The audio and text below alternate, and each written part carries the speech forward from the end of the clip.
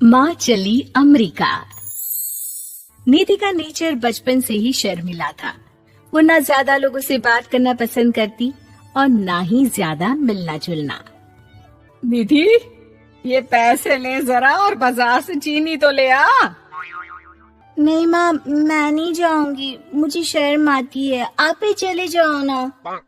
अरे पता नहीं क्या करेगी ये लड़की। जीवन में कभी कुछ किया ही नहीं सिवाय पढ़ाई और घर के कामों के। इसकी शादी भी आसपास ही कहीं करवा दो, दूर जाकर इसका गुजारा कैसे होगा। निधि सुनती सबकी, समझती भी, लेकिन चुप करके रह जाती। एक दिन पिता के दोस्त अपने परिवार के साथ निधि के घर खाने पर आते हैं। उनकी बेटी बहुत ही स्मार्ट होती है। निधि बेटा, वीणा के साथ बात करो। देखो, अंकल की बेटी भी आई है उनके साथ। निधि वीणा के साथ वहीं बैठ जाती है। चलो ना अंदर चलते हैं, यहाँ कहाँ बड़े लोगों के बीच बैठे। निधि माँ की तरफ देखती है और अंदर चली जाती है। वैसे मैंने ना अपना चैनल खोला है, तुम सब्सक्राइब करना उसमें। मैं ना ब्यूटी और फैशन की बात करती हूँ। ये देखो। ओह, इतने सारे लोगों के सामने तुम कैसे इतना बोल लेती हो? मुझे तो बहुत शर्म आती है। अरे शर्म कैसी? खैर, सीधी सादी सी निधि, उसकी शादी हो जाती है राकेश से। राकेश एक स्मार्ट लड़का था, उसे घूमना फिरना पसंद था, लेकिन निधि का शर्मिला व्यवहार वो समझ जाता है। अरे निधि, घर से बाहर क्यों नहीं निकलती? लोगों से मिला जुला करो, तभी तो पता चलेगा ना कि दुनिया कैसी है। क्या करना है पता करके? शादी से पहले पापा और अब आप। ठीक है ना, मुझे ज्यादा दुनियादारी में नहीं पड़ना। निधि की जिंदगी ठीक ठाक चल रही थी।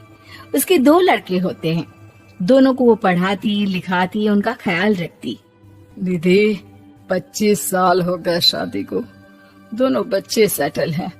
हम लोगों ने शहर में 2 मकान भी ले लिए। दोनों की शादी खुद का पता ही नहीं चला कैसे उड़ गया। हाँ, ये तो है। मैं खुश हूँ, जिम्मेदारियाँ आती रही, मैं निभाती रही, और क्या चाहिए। देखो, मैंने सोचा है कि अब हम लोग अमेरिका जाकर रहेंगे। यहाँ की जिंदगी तो जी ली, वैसे मुझे वहाँ बहुत अच्छी नौकरी मिल रही है। मैं कैसे चलूंगी? मुझे वहाँ का कुछ नहीं पता। आप तो जानते हैं ना कि मैं घर से बाहर ही कम निकलती हूँ। अरे तो क्या हुआ, वहाँ भी घर में ही रहना है ना, मैं हूँ ना, नौकरी करूँगा। निधि मान जाती है और पति के साथ अमेरिका चली जाती है। माँ, तुम्हारी बहू को बच्चा होने वाला है, तो क्या तुम 2 महीने के लिए यहाँ आ सकती हो? मुझे तुम्हारी बहुत जरूरत है, मैं टिकट भेज देता हूँ। हाँ हाँ, ये तो बहुत खुशी की बात है। मेरा भी मन सबसे मिलने का कर रहा था, पर क्या माँ? पर अब मैं आऊंगी कैसे? पापा से बात करती हूँ। देखो माँ, प्लीज बहाना मत बनाना, तुम जानती हो ना इस वक्त में मैं किसी पर भरोसा नहीं कर सकता हूँ। निधि पति को सारी बात बताती है। क्या आप भी चलेंगे? निधि, आने जाने में बड़ा खर्च हो जाएगा, ऊपर से मुझे यहाँ छुट्टी नहीं मिलेगी। बहू पर वक्त ऐसा है कि तुमको तो जाना ही पड़ेगा। मैं अकेले दुकान तक तो नहीं जा पाती, इतनी दूर भारत कैसे जाऊंगी? मुझसे नहीं होगा। लेकिन सबके कहने पर निधि को जाना ही पड़ता है। एयरपोर्ट में घबराई निधि एक मुसाफिर से कहती है, मैं ना भारत जा रही हूँ, दिल्ली जाने वाली फ्लाइट। सब मिलकर निधि की मदद करते हैं और फाइनली निधि भारत पहुंच जाती है, जहां बेटा उन्हें घर ले आता है।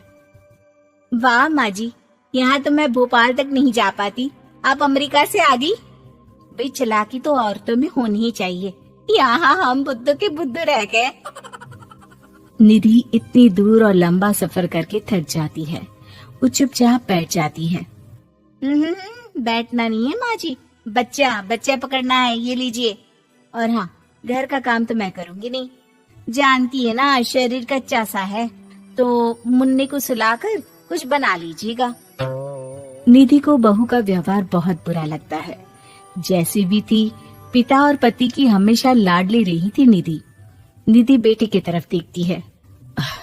माँ, वो काम वाली कोई मिल नहीं रही है ना, मैं देखने की कोशिश तो कर रहा हूँ। जैसे ही मिल जाएगी वो संभाल लेगी सारा काम। अरे कैसी बात कर रहे हो?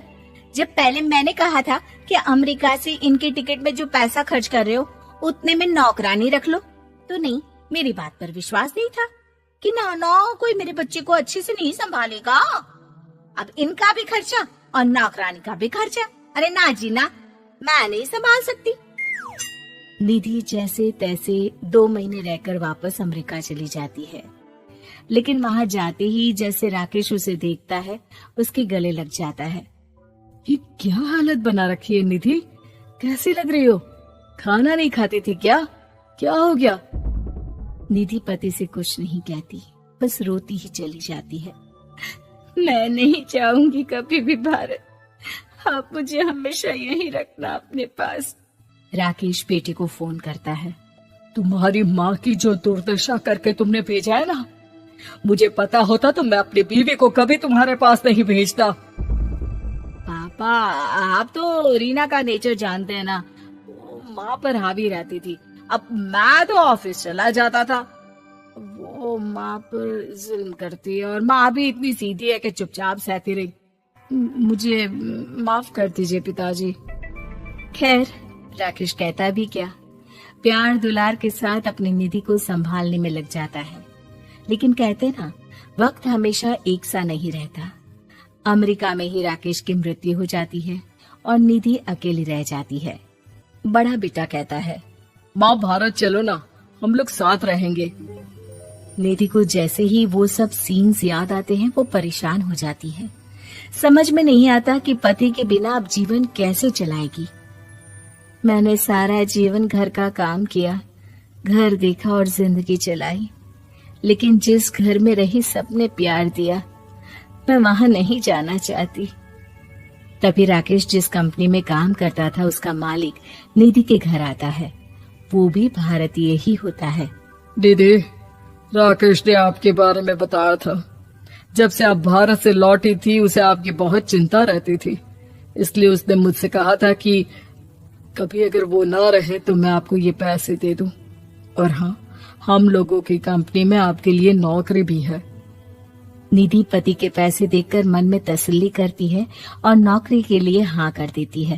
अरे पागल है क्या माँ, कैसे नौकरी करोगी? ये अमेरिका है, दिल्ली नहीं। वहाँ तो तुम घर से निकल भी नहीं पाती थी, यहाँ कैसे? मेरे पति, मेरे पिता मुझे खुश देखना चाहते थे। वो लोग जब तक थे मुझे किसी चीज के लिए ना फोर्स किया, ना कभी कमी होने दी। पर अब मुझे जीवन जीने के लिए घर से निकलना ही होगा। बेटा, तुम तो अगली फ्लाइट से भारत लौट जाओ, मैं यहीं खुश हूँ।